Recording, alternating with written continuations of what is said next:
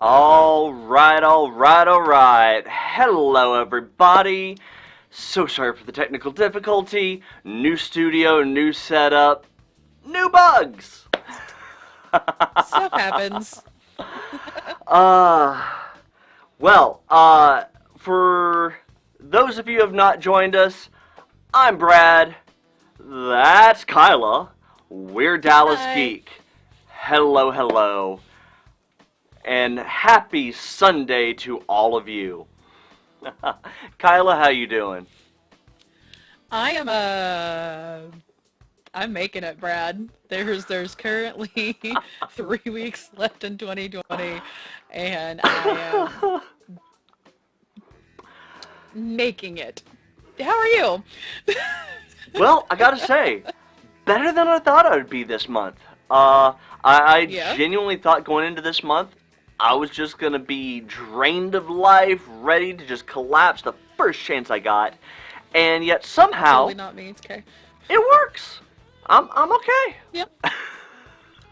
Well, I'm glad you're making it, because I didn't know what I was gonna be like going into this month, but I'm the one who is now tired and ready to collapse at a notice. So. Very nice. Well, Hair in my just to make sure, for those of you who have never joined us before and this is your first experience with us, Welcome. congratulations, you picked a good one.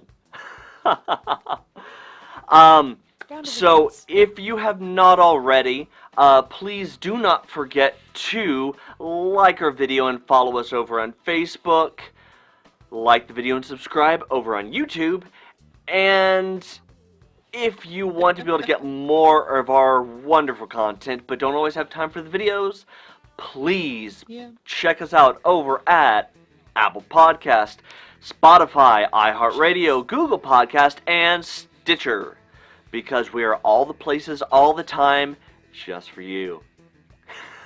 It's true. I mean, we try. It's true. So, Let's be honest, you do this work, Brad. We appreciate you. yeah. Wow. You know. With that, If only Mike understood technology. that would be nice. But, you know, that could be asking a lot. Yeah. Maybe? But, Maybe. with that, I know we took a month off. For those of you who have been following us for a little while, especially if you've been following us on social media, you will probably have noticed that there's been a little bit of a transition going on. We have a wonderful new studio that I have spent the last... how many months is it since August? 4 almost? That'd be 4. Yeah. Well, it's yes. Almost 4 Okay, so total. maths are not and doing change. so well in my head, but you know. That's what I'm for, remember? I have energy. But yeah, so I've been spending the past almost 4 months putting together this brand new studio, building it literally from the baseboards up, and It's true. maybe I'm biased, but I think it's pretty awesome. I mean, sure, Brad, it's totally great. You have to have But- some sort of sarcasm, Mike's not here. But no, it Nah, looks so yeah. good. If you haven't seen the pictures, like, Brad was posting updates, things like that. Like, at one point, it was literally, like, tarps on the wall, and then, like, some bare floor, and I was like, oh, look, progress! Things are just gone. And I mean, like, empty. So, Yep. like I am on the inside. But it's fine. And, But- that's what it looked like, and now it actually has, like, stuff, and there's, like, bookshelves behind them, and it's all set up, and, like, all nice and pretty, and it looks all good. I have no patience Yeah. to do that, so good job, Brad. Guys, the finished photos of the whole studio will be up after we're done. I just kind of ran out of time before. So, definitely check it out. You won't be It's not sorry. like there's, a lot going on right now in 2020 No. or anything. No, never. I don't know. But with that, Kyla, we're back. It's December, the first Saturday of It December. is December. And what are we talking about? Saturday. Sunday. First Sunday of December, and we're talking about the Did I 30th say Saturday? anniversary of Edward Scissorhands. You did say Saturday. Days are blended, it's fine, drink your coffee. Oh, energy drink, there you go. No, no, we're talking about the 30th anniversary of Edward Scissorhands, which is one of my top 10 favorite movies, actually. Yep. For being real honest, so. Oh, if I could actually get the trailer to pop up. JK. Always have to have some little, something. Here we had go. a lot today, so. But yes, Edward Look. Scissorhands, 30th anniversary, a week from tomorrow. Kyla, I So believe good. you are a bit of a hardcore Edward Scissorhands fan. It's not just Edward Scissorhands, it's like Tim Burton in general, and Mike hates it, but yes, I adore this movie. It is I don't know, it's a very, like, touch your heartstring almost, but not like in a weepy sort of way, but more of like a wish people were better understanding of things that aren't normal sort of way, and looking at, or taking jabs at suburbia life and things like that, and not accepting the difference and all that good jazz, and how even though it could look nice and pretty on the outside, there's still some toxicity on it and all that good jazz. But it's a great movie. I love it. It's also the first movie that Tim Burton and Johnny Depp were together and spun off that great friendship, which makes me big happy. So. Oh yes. Yeah, I believe when I was writing up the little snippet for this video, I described the aesthetic as what was it? Of course, now I'm blanking. Here we go. I described it as hyper-theatric realism.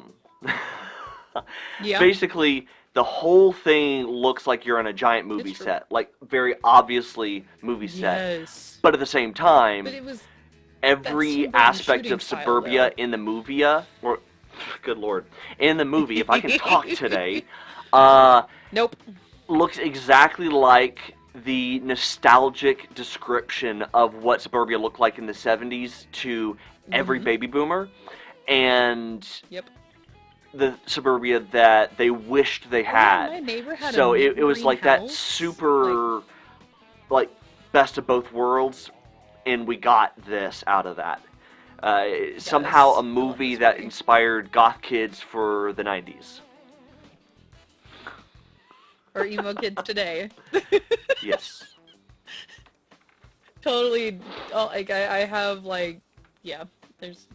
I have clothing. I was like, oh, this looks like something Edward Scissorhands would wear, and purchased it because of that. So, don't at me. I already know who I am as a person. It's okay. But no, I love this movie. It has some really interesting points, and like, as watching it as a kid versus watching it as an adult, there's some things I'm like, oh, there's so much more to this movie than just like cute goth boy who no one understands being mistreated. There's more. There's layers. It's like an onion, Brad. It's like an onion. Yes. No, I think the thing that really made it interesting to me that, honestly, I didn't really expect going in the first time. It is very much a gothic romance, but it's like a gothic romance about Frankenstein's monster from the perspective of the monster. Like, basically, if you took the second half of, oh, good lord, Mel Brooks movie, Frankenstein parody. Why am I... Oh, Mike would kill me if you heard this. Right? Huh? So you know I'm not the one to ask that, right? Cause I know. That's Mike's thing, that you could tell him, it's this movie, and it has these people, and you're like, oh, it's this. Yeah, no, this feels really, really sad. Young Frankenstein? Is that what you're trying to refer to? Yes. Good lord. Seriously, I can't talk today. I thought it was too simple. You're like, Mel Brooks Frankenstein. Young Frankenstein, Brad? Yeah, so... Are you okay? Drink your energy drink. Like, wake up a little bit. Like, if you took the entire second half of Young Frankenstein and made it serious, that's kind of what this movie is. Just but set yeah, in I modern could definitely see that. setting. Yeah. Yeah. The only thing that's in black and white is Edward Scissorhands himself. So it's okay. And the mansion, but Yeah. there's a reason for that, because that's what Tim Burton likes to do. Because I can actually talk about him as a director, because that's the only one I like. So that I pay attention to close enough to. Mike did join us in the comments, and he's already chastising me. I mean, yeah. I've also been taking jabs at you, but just in my sweet southern tone, so it seems like it's really nice. Bless your Yeah, heart, but Brad. remember, It's I'm okay. from the South. I understand that. But I've also heard that so much growing up, I'm just, used to it. Oh, honey. It's okay. But what do you what do you think of the movie, Brad? Because I can gush over it all day, every day. I would say I actually really like it. And in fact, aside from Nightmare Before Christmas, this might be Tim Burton's best film, or second best if you do want to run it up against Nightmare Before Christmas. It is Mike and I got to that very well done. I love the framing of every scene. Like, it feels very emotional, I guess, would be the best way to describe it. Okay. Like, the framing of everything feels very emotional. Like, if you just watched it without audio, you could understand the emotion being conveyed by the dialogue just by how they're framing the characters. If it's a tight shot, a slow pan, a wide angle that has kind of a warped perspective to give it more of that quirky look. Like, it was very, like very specific with the way that they set up the cinematography. I loved it. No, I like this movie a lot. It's like I think how you described it as being a love story for Frankenstein's monster is told through the perspective of Frankenstein's monster itself is very on the nose, almost. With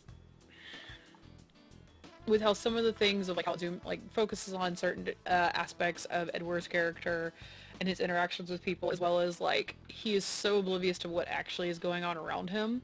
Like the scene where oh gosh, what's his name? It's Kim's boyfriend. He looks like a Chad, but he's not Chad. 2 seconds. I apologize if your name is Chad. Don't ever apologize to the Kim's the daughter's name. The Chads have not earned that. Oh gosh, what is his name? His name was... Was it Kevin? Yes, Kevin. Was it Kevin? Yep. Okay, so the scene where they're trying to break into Kevin's dad's house and steal back everything, so they have their own van and with the mattress in the back and all that good jazz. They're literally talking about the fact that they're going to set Edward if anything goes on 5 feet from his face, but he has no concept of what's actually being said. And it's I don't know. Gives you some weird perspectives of things that are going on and whatnot. How he has a very innocence about him, especially in that scene where he's just this kid stole from him. He's yeah, so why don't you talk to his parents and they'll make him give it back, right? It's about as simple as you can get, even though he's in a grown man's body since he was made. But all that good jazz. Yeah. All that good jazz. Oh, and Mike just threw in, this movie is the last time Tim Burton had an original thought, which I take umbrage to that. I told you last night. We had this conversation. No. Corpse Bride. No. Corpse Bride was very much an original thought. Thank you very much. Big Fish. We also talked about that one. I forgot he did that. You're welcome. He also just likes to dog on him because he knows I enjoy Tim Burton. Well, he also does that because he knows I actually enjoyed Tim Burton's Batman movies, and he has to constantly put in his disagreement with that. Yes, okay. I mean, that's Mike's loss, but It's also my favorite Batman series, but well, it should be. one of them is, but I actually enjoyed them, but he won't let me live that down, so I guess I'm in the same boat with you on that one, so. Wait. You said one of them. Which one? The one with the Riddler and Two-Face. Should be forever. That wasn't Tim Burton. That was Joel Schumacher. Tim Burton did the first two. Schumacher. That's Schumacher right. did the other Just two. kidding, then. Maybe I don't like it then. I thought he did.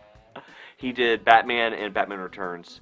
Batman and Robin and See, okay, I will say I don't like Batman Returns, Forever were Schumacher. Okay, that's fair then. Yeah, I don't really like Returns. The darker ones were Burton. Just that's right. That's right.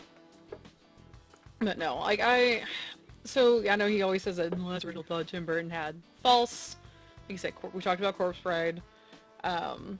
Nightmare Before Christmas, even though it's Tim Burton's story. We had this discussion last night. Hmm? I think someone else actually wrote it based off of Tim Burton's character.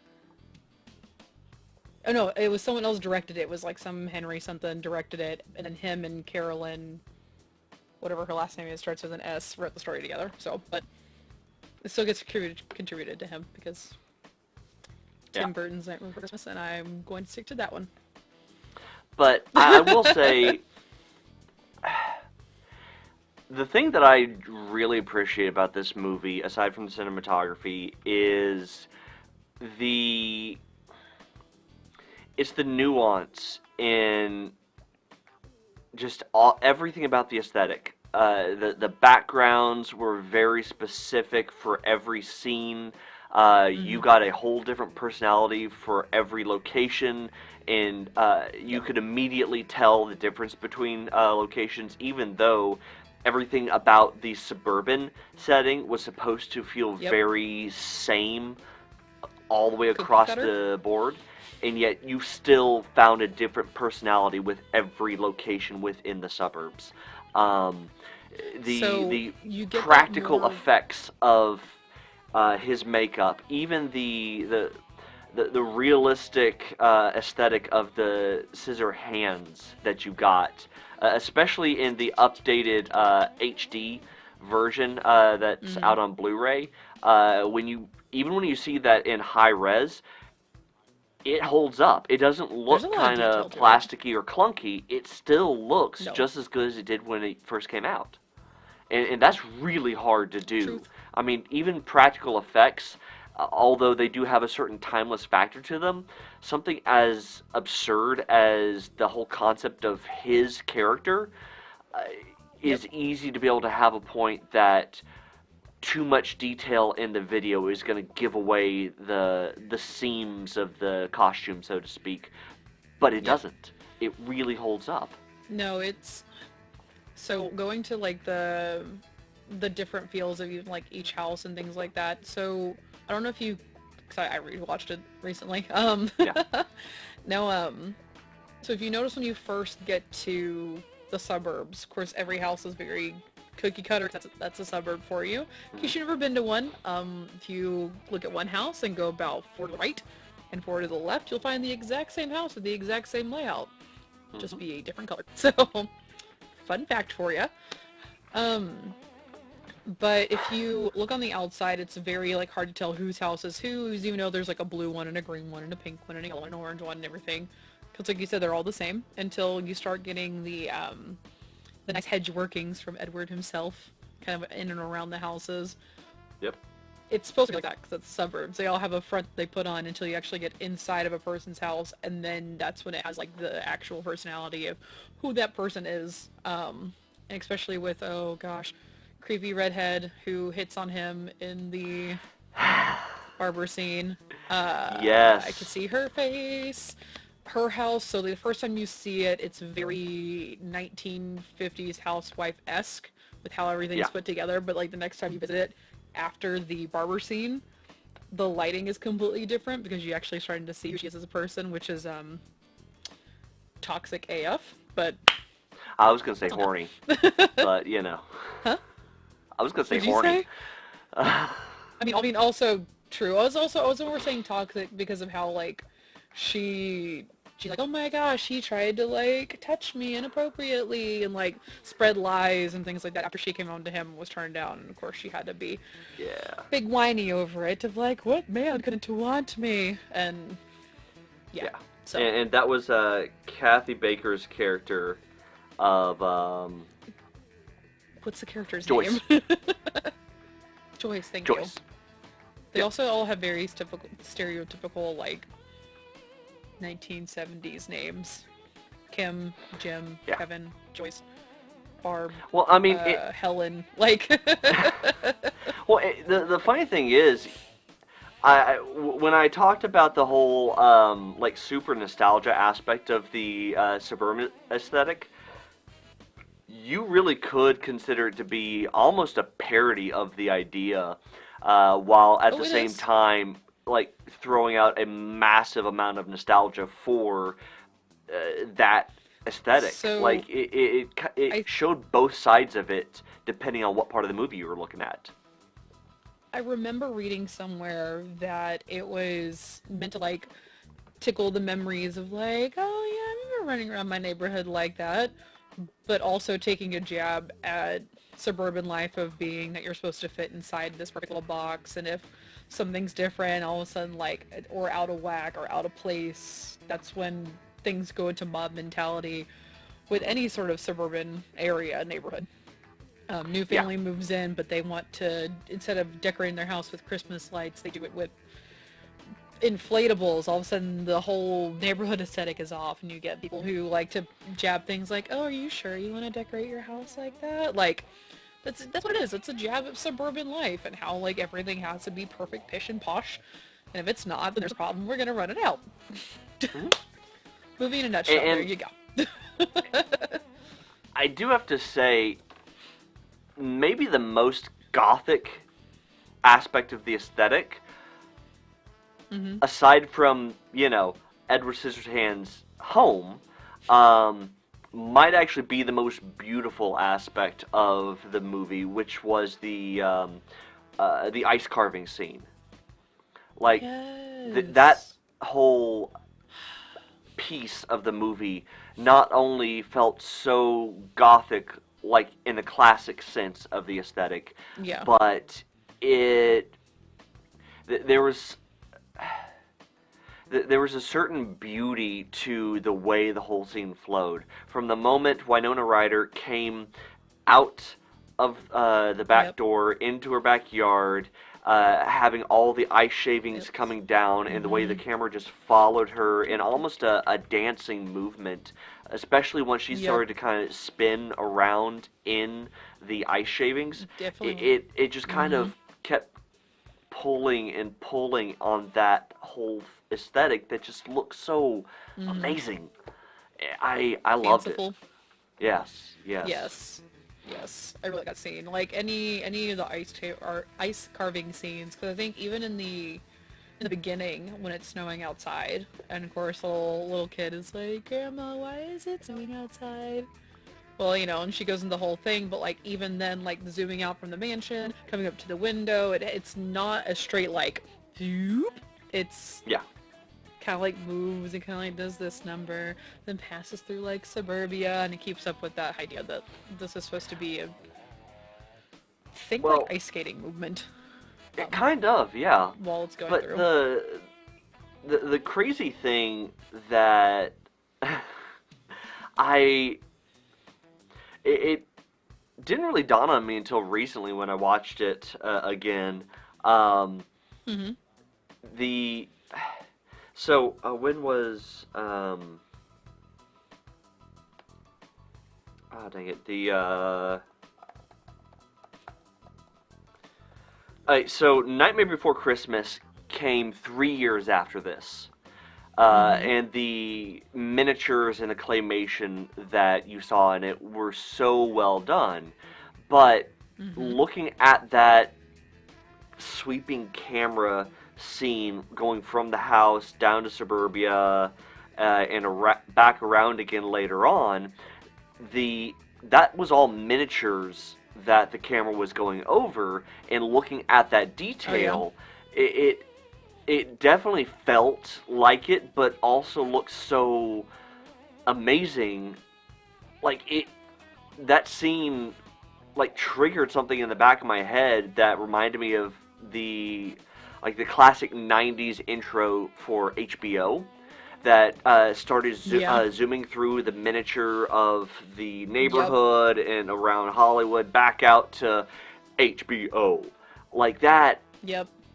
I I never It's really kind of interesting. thought about it until recently, and it hits that little extra nugget of nostalgia in retrospect.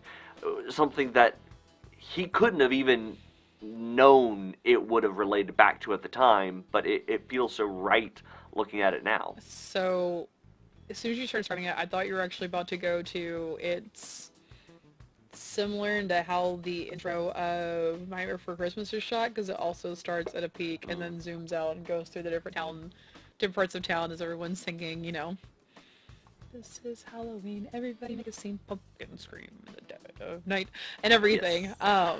But it follows the same idea, because I'm pretty sure it starts up with the inventor, which, by the way, don't know if you caught it, the inventor in Edward Scissorhands looks oddly similar to the inventor in Nightmare Before Christmas. I wonder why. But it starts up at his place, Yeah. which is also a large mansion, and then like comes out and gets through the town and finally gets where it needs to go, which is the mayor saying that this has been the best Halloween ever. Yeah, 365 days to prepare for the next Halloween. 364. But totally haven't seen it a lot. Don't judge me. It's okay. No, never. No, I mean, That's where you're about to go. we This know one, my when eyes you, got real big. I was like, your oh my little gosh, hot the topic intro is obsession, big. of course you would have seen it a lot. I mean, you're not wrong. I was looking at the website because they have some cute dresses that I want, but I don't know if I should get them or not. I was looking at them like 20 minutes ago before we got on the phone, Brad, but it's okay. Just call me out like that. It's fine. It's okay. Don't have a Hot Topic in-store card or anything, or two $5 off coupons waiting for me because I spent enough money there. It's fine. It's totally not true. I'm just an emo kid that never grew out of my phase. As I'm wearing all black and a beanie today and black eyeshadow. It's fine. It's fine. It's fine. I swear I'm an adult. But no, I mean, if you think about it, emo kids never really grow out of their emo phase. They just wait till they get old enough to fulfill their emo destiny.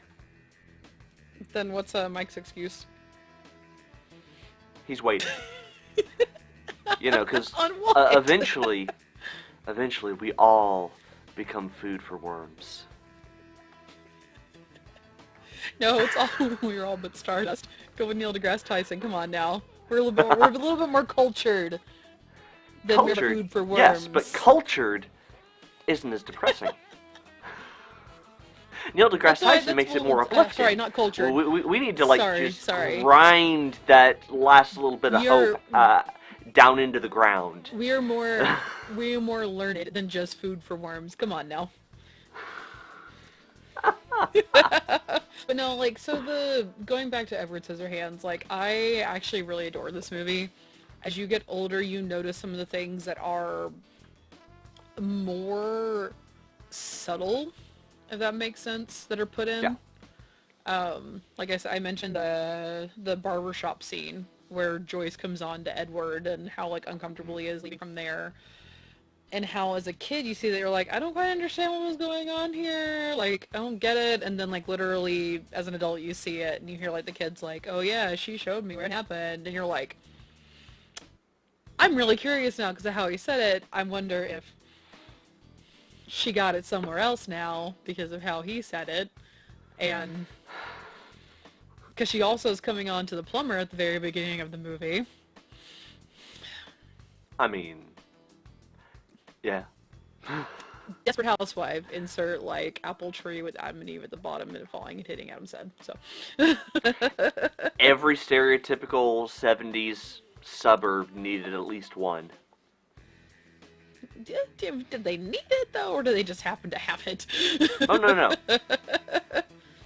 Needed. No. No need.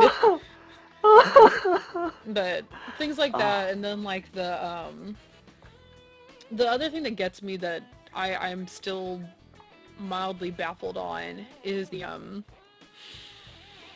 so they're going to set up the barber shop. They go to the bank, and they're like, oh yeah, we right before that. Jim's like, oh, we just gotta get you a loan, and then like you'll be set. Like you have like a really good business that I think you could do. Everyone seems to like enjoy your haircuts. Blah blah blah. But then like the bank doesn't even think two thoughts of the fact that this man is rolling up with no money to his name, barely a name, no social no social security number. And he just says like, how about you go get one of those and buy yourself a car? Like, I mean, not to get too political, but this was the 70s it was set in, and he was about as white as white bread gets. So it's true. It's that idea though is that it's really kind of weird thinking about now that like I could almost ask my high school kids like, hey, do you know your social security number, or will it release your social security card is? They can tell me exactly where it is. Versus then it was just kind of like, I mean, like it's a thing. People have numbers. Hopefully that's not picking up. So I don't know if y'all can hear that. Hopefully not. I hear nothing. Anyways.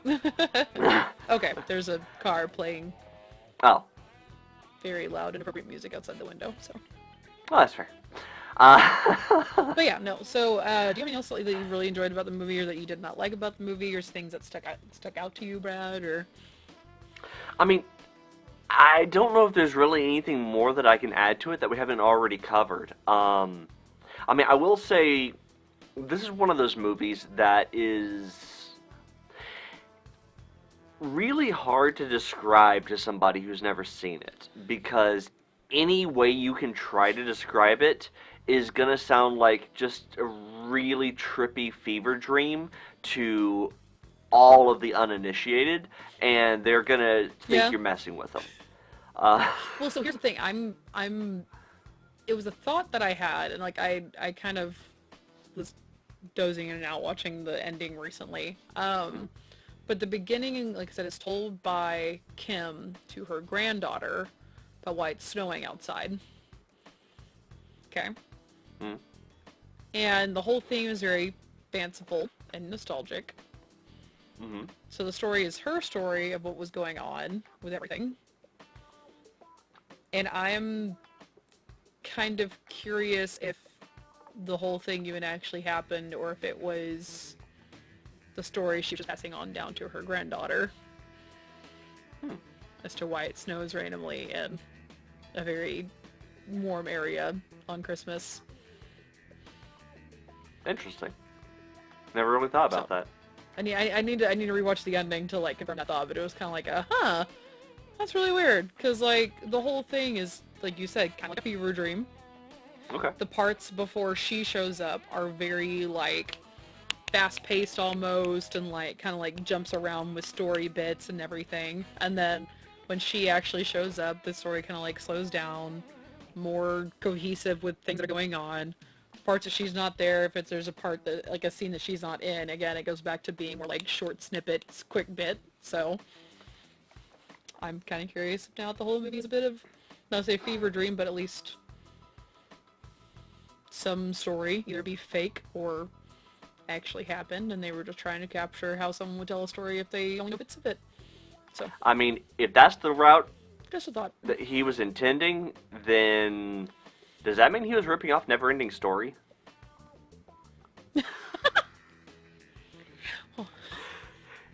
Surely. Hold on, what year did Neverending Story come out? And by the way, Aaron just joined us in the comments over on Facebook. Aw, I love Aaron. Glad that you could make it. Neverending Story was 84, so that was 6 years. So. Or maybe it had been inspired by in some bits, but it was just something I noticed when I was watching. I was like, that's interesting correlation, or at least how it was told. It was kind of like at least she was in fact telling it, not just a remembering of, if that makes sense. So yeah, no, I love it. I I'm glad it's made it 30 years now, and it will hopefully have something special to commemorate it on the actual day of, assuming, Yeah. the studio is actually willing to do anything special right now. Uh, but, I mean, yeah, It's not like I there's think anything this is going on in the something world, that Brad. It's fine. I think this is a movie that most movie fans should watch if they Mm-hmm. have not already, Oh, because absolutely. Please. it has something for everybody Please. in there. And yeah, it is a weird movie, but in all of the best Mm-hmm. ways. Mm-hmm. I mean, I wouldn't necessarily let like small children watch it, but I mean, everybody else, I sure. watched it when I was a kid and I turned out fine, so I mean, it shouldn't be that big of a deal. Hey, slow down on your assumptions, Hot Topic. I said what I said. I'm still a contributing adult to society. I mold the young minds of children of today for adults of tomorrow. Inside math class, but it's fine. So, I mean, But with that, guys, thank you so much for joining us. Glad you all can make it. Once again, if this is your first time joining us, please do not forget to like the video on Facebook and follow us. big ol' thumbs up. Like and subscribe over on YouTube. Subscribe. And if you want to check out more of our stuff, audio only, you can catch that over at Apple Podcasts, Spotify, iHeartRadio, Google Podcast, and Stitcher. Mm-hmm. And of course, question of the day, if you've made it this far, have you seen Edward Scissorhands? And if so, what was your favorite part? Tell us down in the comments below. We would love to hear from you. But Oh no. Oh no. Aaron likes your new nickname. Oh, what, Hot Topic? Yeah. I am who I am, okay? It's not a phase, Brad. Gosh, you wouldn't understand. I'll be in my room. I mean, it feels really fair to be on the receiving end of that, because not only am I a dad, but I even got the dad joke going today.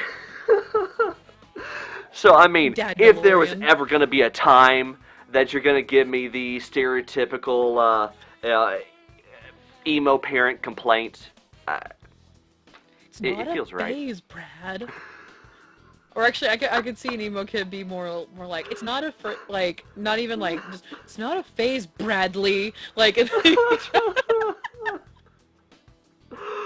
Oh. you would understand it, like, while you have, like, I'm going to say the child still, since I want to make sure we avoid spoilers. Like, a child mug in one hand, and, like, a newspaper in the other, just like, but I just wanted to ask if you want to do the crossword with me. Like, Hey, it's 2020. It's Sudoku, not crossword. Thank you very much. there's both. I'm a There's dad. both. It's my job to be at least 10 years behind the times. Sudoku. Uh-huh. But, guys, thank you so much. As you. always, I'm Brad. That's Kyla. We're Dallas Geek. See ya. See ya. Bye-bye now.